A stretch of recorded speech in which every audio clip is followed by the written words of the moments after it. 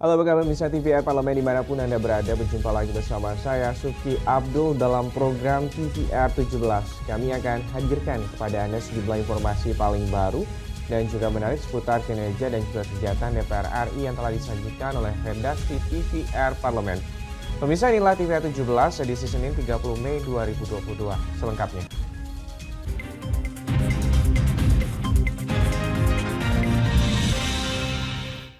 Pengawal TVR 17 kali ini, Komisi 9 DPR RI mendukung upaya yang dilakukan Kementerian Kesehatan dalam melakukan revitalisasi puskesmas agar masyarakat mendapatkan pelayanan kesehatan yang baik sejak di tingkat pertama. Panja Komisi 9 DPR RI kembali menggelar rapat dengar pendapat umum bersama pengurus Ikatan Dokter Indonesia, pengurus Ikatan Bidan Indonesia, pengurus Persatuan Perawat Nasional Indonesia, pengurus Ikatan Apoteker Indonesia, pengurus Ikatan Ahli Kesehatan Masyarakat Indonesia, dan pengurus Federasi Penyuluh Lapangan Keluarga Berencana. Dalam rapat tersebut disinggung mengenai ketidakmerataannya fasilitas kesehatan dan tenaga kesehatan di Indonesia, yang masih menumpuk di daerah-daerah tertentu seperti DKI Jakarta, Jawa Barat, Jawa Tengah, dan Jawa Timur. Terkait hal itu, anggota Komisi 9 DPR RI, Ratu Ngadu Bonubula, mengingatkan pemerataan fasilitas kesehatan dan tenaga kesehatan adalah kebutuhan dasar masyarakat. Iya, terkait dengan pemerataan fasilitas kesehatan dan tenaga kesehatan, ini memang kebutuhan mendasar dari rakyat yang harus dipenuhi oleh negara, ya. Dan memang kami mendukung bagaimana ketersediaan fasilitas kesehatan di seluruh Indonesia, ya. Jadi jangan terpusat di beberapa wilayah, tapi sampai ke seluruh Indonesia, karena seluruh rakyat Indonesia butuh pelayanan kesehatan yang baik. Dan juga ketersediaan dokter maupun tenaga kesehatan lainnya, ini harus terpenuhi, ya. Dan ini menjadi persoalan bahwa memang di daerah-daerah ketika kami berkunjung, ya kondisi dokter masih sangat terbatas. Sehingga kita mendorong bagaimana pemerintah ini harus bisa memenuhi kebutuhan dokter, ya. DPR juga mendukung upaya yang dilakukan pemerintah, dalam hal ini Kementerian Kesehatan, dalam melakukan revitalisasi puskesmas agar masyarakat mendapatkan pelayanan kesehatan yang baik sejak di tingkat pertama. Halim dan Julian, TVR Parlemen melaporkan. Dari Komisi 9 kita beralih ke Komisi 8 DPR RI yang menerima laporan Menteri Agama terkait dengan progres persiapan penyelenggaraan ibadah haji pada tahun 2022 atau 1443 Hijriah. Misalnya persiapan penyelenggaraan ibadah haji merupakan hal yang krusial untuk menentukan penyelenggaraan haji di tahun-tahun berikutnya. Komisi 8 DPR RI menerima laporan Menteri Agama terkait progres persiapan penyelenggaraan ibadah haji tahun 2022 atau 1443 Hijriah. Komisi 8 DPR RI menyelenggarakan rapat kerja bersama dengan Menteri Agama sekaligus RDP dengan Kepala Badan Pengelola Keuangan Haji untuk membahas progres persiapan penyelenggaraan ibadah haji tahun 2022. Ketua Komisi 8 DPR RI Yandri Susanto menyatakan, persiapan penyelenggaraan ibadah haji merupakan hal yang krusial untuk menentukan penyelenggaraan haji di tahun-tahun berikutnya. Tugas penyelenggara ibadah haji tahun ini cukup berat dan sangat menentukan penyelenggaraan ibadah haji dikarenakan membawa misi bangsa Indonesia. Setelah 2 tahun berturut-turut Indonesia tidak memberangkatkan calon jemaah haji, maka tahun ini merupakan tahun krusial serta menjadi tonggak keberhasilan kita untuk meyakinkan kepada negara-negara lain, terutama kepada pemerintah Arab Saudi, bahwa Indonesia mampu dan berhasil dalam membina, melayani, dan melindungi para jamaah haji pada penyelenggaraan ibadah haji tahun ini. Lebih lanjut, Menteri Agama Yakut Khalil Qaumas menyampaikan laporan progres persiapan penyelenggaraan ibadah haji, antara lain terkait dengan progres pelunasan jemaah haji reguler sebanyak 96,65% dan jemaah haji khusus sebanyak 91,42%. Sementara itu, hingga 29 Mei 2022, data provinsi yang sedang melakukan bimbingan manasik haji sebanyak 21 provinsi. Vinita dan Rian, TVR Parlemen melaporkan. Pemirsa, DPR RI menekankan pentingnya perlindungan data pribadi di era serba digital seperti saat ini. Laporannya sesaat lagi, tetaplah bersama TVR 17.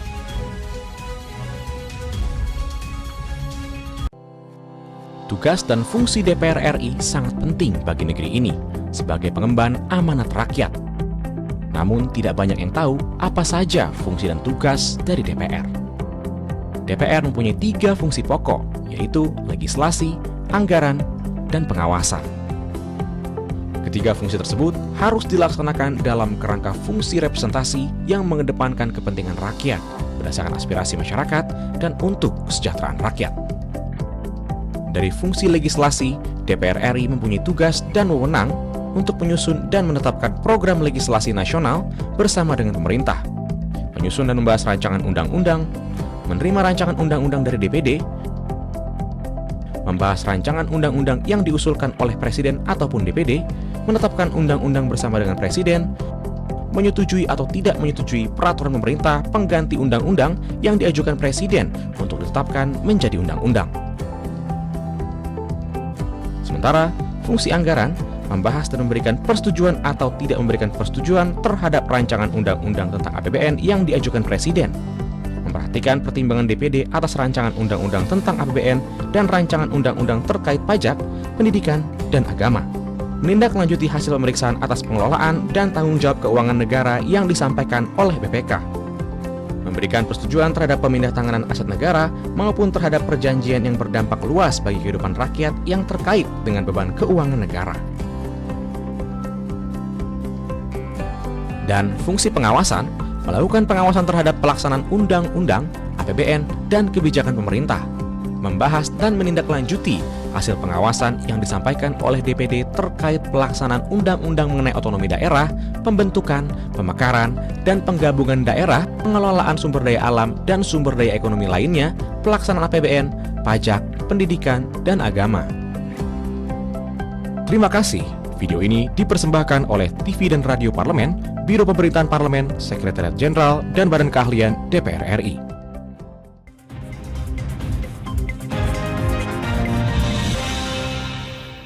Bisa kembali lagi di TVR 17, saat ini rancangan undang-undang tentang perlindungan data pribadi atau RUU PDP ini masih dibahas oleh Komisi 1 DPR RI bersama dengan pemerintah. Rancangan undang-undang PDP diharapkan bisa menjadi bentuk kepastian hukum akan kedaulatan data yang melindungi segala data pribadi agar tidak mudah disalahgunakan oleh oknum yang tidak bertanggung jawab.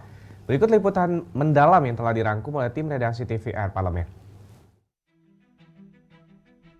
Sejak 10 tahun terakhir, sejumlah perusahaan rintisan di Indonesia terus bertumbuh dan beberapa tercatat memiliki valuasi tertinggi atau berstatus perusahaan unicorn. Dikutip dari databox katadata.id, menurut laporan Bank Indonesia, nilai transaksi e-commerce di Indonesia sepanjang tahun 2021 menyentuh angka 403 triliun rupiah. Jumlah ini terus naik dari tahun ke tahun dan diproyeksikan akan mencapai 530 triliun rupiah di tahun ini. Di tengah pertumbuhan ekonomi digital, desakan digitalisasi di berbagai sektor akibat pandemi COVID-19, dan perang cyber yang melibatkan peretasan data ataupun rahasia suatu negara, faktanya, hingga kini Indonesia masih belum memiliki undang-undang perlindungan data pribadi. Hal ini mengakibatkan data jutaan masyarakat Indonesia yang terhubung ke dunia maya belum memiliki perlindungan yang jelas. Saat ini, rancangan undang-undang tentang perlindungan data pribadi atau RUU PDP masih digodok Komisi 1 DPR RI bersama dengan pemerintah. Wakil Ketua DPR RI Sufmi Dasko Ahmad menyampaikan, rancangan undang-undang PDP masuk dalam beberapa undang-undang prioritas yang akan dinaikkan ke tingkat 1. Ya, saya pikir ada beberapa undang-undang prioritas yang akan dinaikkan ke tingkat 1 untuk diparipurnakan, dan rencananya salah satu prioritas adalah undang-undang PDP. Terakhir sudah ada kesepakatan antara pimpinan Komisi 1 dan pihak pemerintah tentang lembaga yang terkait dalam undang-undang PDP. Oleh karena itu dalam masa sidang ini kita akan maksimalkan supaya undang-undang PDP dapat disahkan menjadi undang-undang. Rapat internal Panja pembahasan rancangan Undang-Undang PDP sudah dimulai dan sedang membahas bentuk kelembagaan dari sistem perlindungan data yang menjadi output dari rancangan Undang-Undang PDP ini nantinya. Anggota Komisi 1 DPR RI Juniko BP Siahaan mengatakan pembahasan tentang penentuan bentuk kelembagaan ini sangat penting karena nantinya akan diamanatkan untuk pelaksanaan rancangan Undang-Undang PDP. Selain itu, Juniko berharap bentuk kelembagaan pengelola data pribadi bersifat lembaga independen agar tidak terlalu banyak intervensi. Kalau buat kami semakin independen semakin baik, ya kan? Jadi tidak banyak intervensi, karena terlalu banyak umpah-umpah di negara ini, kita nggak maju-maju ini, ya kan gitu. Kalau gara-gara wah nggak enak memeriksa sesama kementerian misalnya, kan susah. Badan ini harus punya independensi supaya dia bisa secara adil menjadi wasit, tidak hanya kepada swasta tapi juga kepada pemerintah. Karena ini undang-undangnya harus rata untuk semua orang. Jangan nanti yang lebih disulitkan adalah swasta daripada pemerintah. Padahal pemerintah ini mengelola data yang dikumpulkan secara sukarela. Hal ini dilakukan agar nantinya Presiden dapat menunjuk secara langsung bentuk kelembagaan perlindungan data tersebut. Juniko menambahkan rancangan Undang-Undang PDP menjadi harapan besar bagi pengembangan data digital untuk kemajuan negara. Ke depannya gitu kan, kita mau ada e-government, ya kan, mau ada marketplace yang lebih besar lagi, menciptakan lebih banyak dekakron. Arahnya ke sana, mau ada pemilihan yang melalui elektronik gitu ya, digital, e-voting. Kan semuanya sistemnya harus rapi. Semua orang sudah tahu bahwa kita semua membentengi semua data yang kita punya secara baik. Itu tujuannya. Rancangan Undang-Undang PDP menjadi pembahasan utama yang dipastikan pengesahannya sebelum penutupan masa sidang kelima tahun 2021-2022.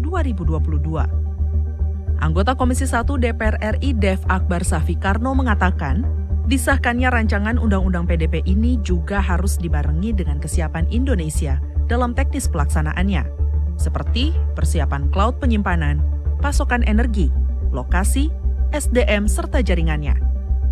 Dev menegaskan tidak ada alasan bagi Indonesia untuk menggunakan jasa dari negara lain. Perlu kepastian kedaulatan data, jadi memastikan bahwa data itu dikelola, disimpan di cloud itu di Indonesia, hardware servernya itu ada di Indonesia, tidak menggunakan asing, sehingga administraturnya semuanya adalah orang Indonesia.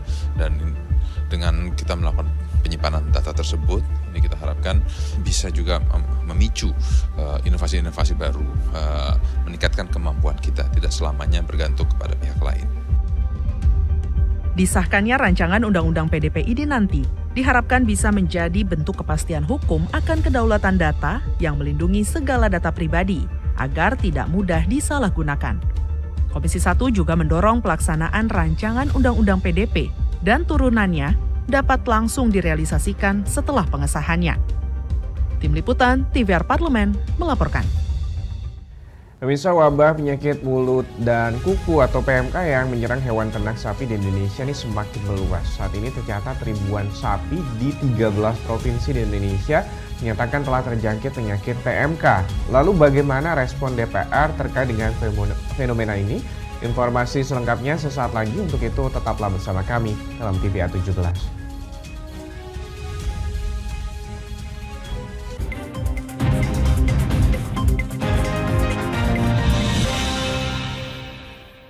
Virus corona menjadi perbincangan dunia. Beberapa negara sudah terjangkit. Ribuan orang di Indonesia terkena virus ini. Kita perlu antisipasi dengan melakukan hal berikut. Cuci tangan dengan sabun dan antiseptik. Gunakan masker atau penutup mulut saat bersin dan batuk. Masak telur dan daging hingga matang. Hindari kontak dengan hewan. Tidak saling berjabat tangan. Tidak berinteraksi dengan penderita. Jika memiliki demam tinggi, batuk, pilek, gangguan pernafasan, sakit tenggorokan, dan letih lesu, segera periksakan ke dokter. Waspada virus corona, cegah penyakit sejak dini. Dipersembahkan oleh TVR Parlemen, Biro Pemberitaan Parlemen, Sekjen dan DK DPR RI. Ingat selalu protokol kesehatan dengan melakukan 5M. Memakai masker, mencuci tangan pakai sabun, menjaga jarak, menjauhi kerumunan, membatasi mobilisasi dan interaksi.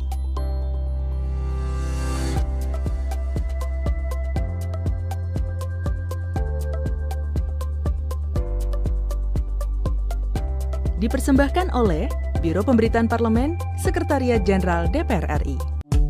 DPR RI memiliki fungsi diplomasi dalam menjalankan politik luar negeri sesuai dengan pasal 116 Undang-Undang MD3. Kontribusi aktif BKSAP DPR RI memainkan peranan penting dalam memenangkan persaingan global melalui IPU, IPA, IPPF, AIPA, dan PUIK. BKSAP memiliki komitmen yang tinggi dalam krisis kemanusiaan dunia. Fungsi diplomasi dijalankan untuk mendukung upaya pemerintah dalam melaksanakan politik luar negeri.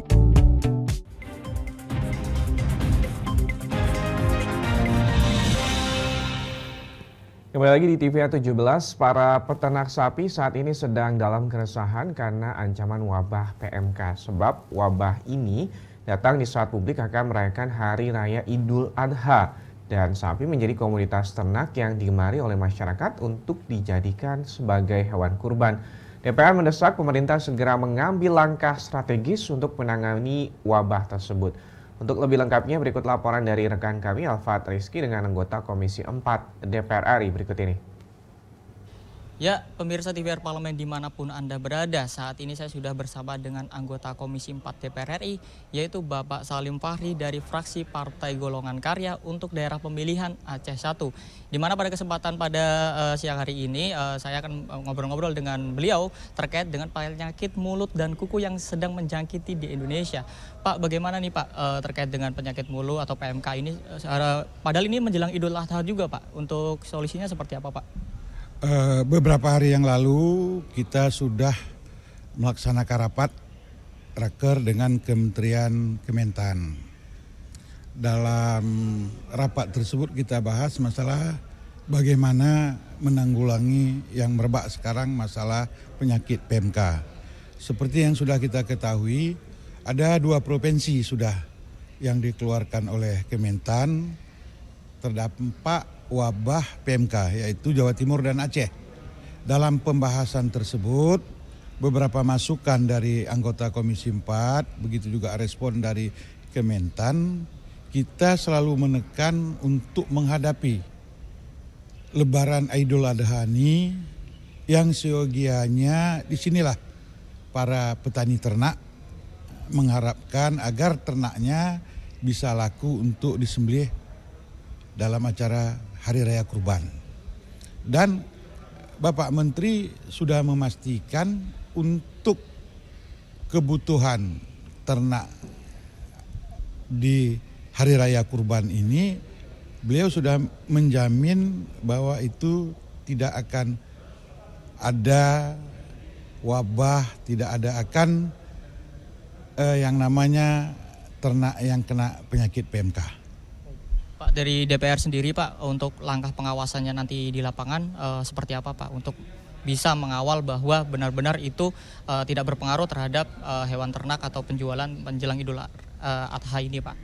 Sudah jelas lah kita sebagai mitra Komisi 4, ini aja langkah awal. Kita memanggil kementerian dalam rapat kerja untuk mengantisipasi masalah penyakit PMK ini. Insyaallah dalam waktu dekat Komisi 4 juga terjun ke lapangan untuk melihat ke lapangan bahwa apa yang dikatakan oleh Bapak Menteri Pertanian tersebut dapat dibuktikan dengan apa yang diungkapkan dalam raker.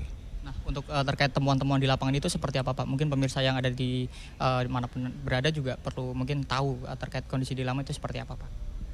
Sudah tentu kita mungkin meninjau ke kandang, ke pasar, ataupun ke tempat pajak pemotongan hewan. Apakah benar penyakit ini? Dan kita yakin dengan keterangan daripada kementerian, ini dapat kita lakukan dengan sebaik-baiknya untuk menghindari wabah penyakit PMK, khususnya untuk menghadapi Hari Raya Kurban ini. Ini kan untuk menghadapi Hari Raya Kurban. Nah terakhir Pak, untuk supaya wabah ini ke depan tidak masuk lagi ke Indonesia, kira-kira mungkin langkah dari DPR RI sendiri seperti apa Pak? Nanti koordinasinya dengan pihak pemerintah atau Kementerian Pertanian sendiri Pak? Kita sudah bersepakat dalam raker bahwa vaksin untuk wabah PMK ini, dan kementerian sudah berjanji insya Allah vaksin dalam negeri 4 bulan ini sudah ada dan sudah mencukupi. Dan dalam kesimpulan rapat sudah kita masukkan bahwa vaksin ini tidak akan kita import. Vaksin dalam negeri karena sudah disanggupi dari pihak Kementerian Pertanian. Baik, berarti vaksinnya saat ini sudah ada dan sudah siap didistribusikan atau belum, Pak? Untuk menghadapi darurat ini vaksinnya belum ada. Dan Juni kedua ini mungkin masih ada vaksin yang kita impor karena ini dalam keadaan darurat. Yang kita maksud untuk kedepannya vaksin ini nanti kita sesuaikan dengan penyakit PMK yang ada di Indonesia ini. Maka kita bersepakat vaksinnya vaksin dari dalam negeri. Pak, berarti harapannya supaya vaksin ini cepat bisa diproduksi di dalam negeri, kemudian vaksin ini bisa segera didistribusikan ya Pak ya?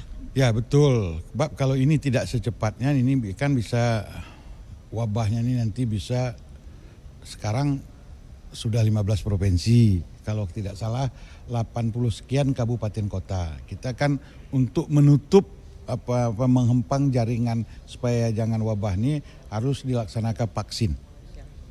Terima kasih Bapak Salim Fahri atas waktunya. Baik pemirsa, itulah tadi bincang-bincang saya dengan salah satu anggota Komisi 4 DPR RI terkait dengan penyakit PMK yang saat ini sedang menjangkiti hewan ternak di Indonesia. Terima kasih atas perhatian Anda, kembali ke studio. Ya pemirsa, saat lagi kami akan hadirkan kepada Anda sorotan media nasional seputar DPR RI usai jeda, tetap di TVR 17.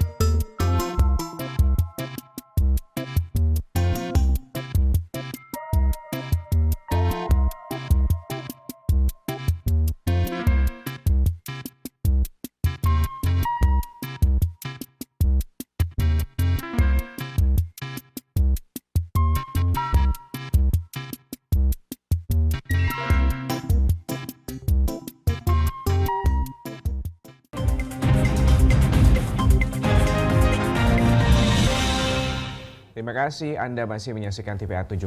Kali ini kita akan masuk ke segmen media nasional. Mari kita simak apa yang disoroti media nasional tentang isu-isu terkini bersama rekan kami, Rini Reski.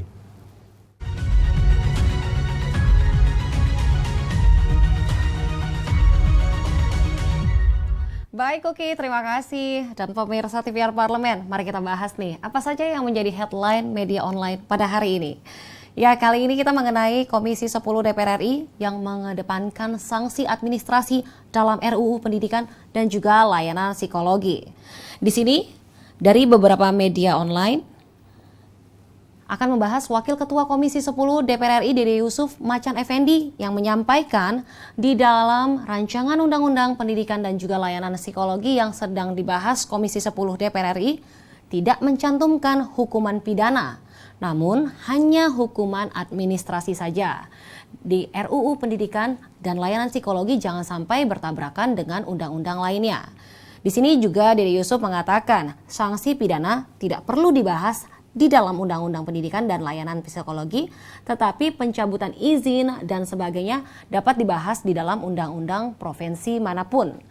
Ketentuan sanksi dalam rancangan Undang-Undang Pendidikan dan Layanan Psikologi tertuang dalam bab 8 tentang sanksi administrasi pasal 37 ayat 2, yakni sanksi administrasi berupa teguran lisan, peringatan tertulis, denda administratif, dan juga pencabutan izin. Itu dia tadi.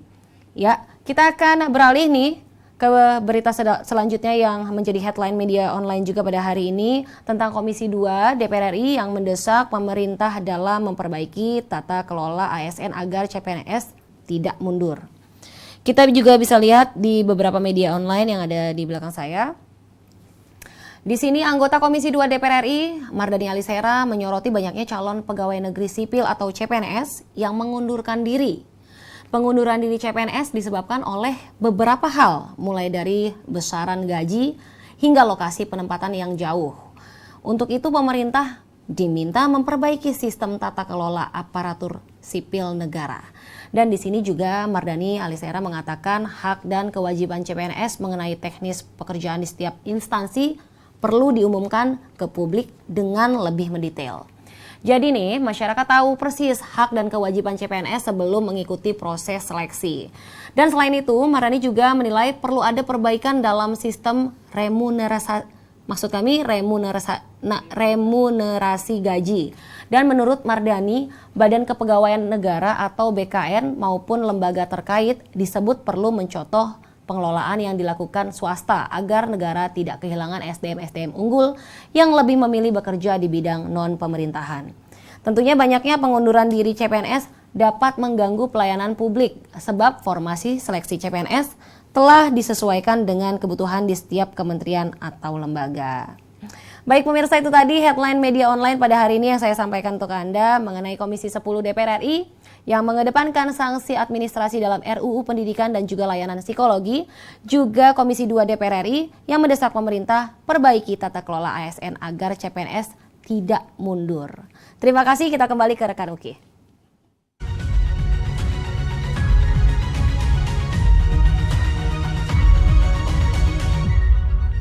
Terima kasih rekan Rini Reski, tadi sudah memberikan informasi 2 headline media online terkait dengan DPR RI.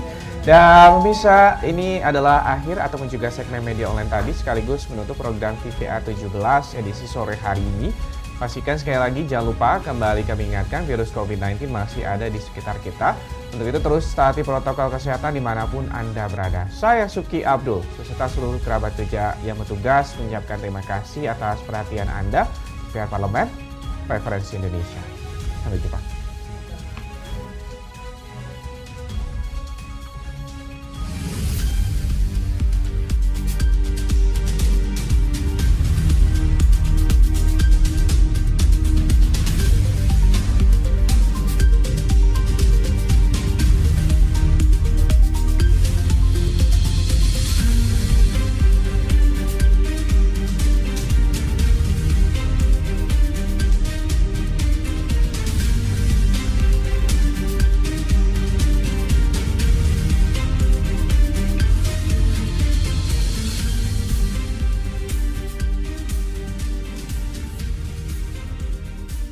Badan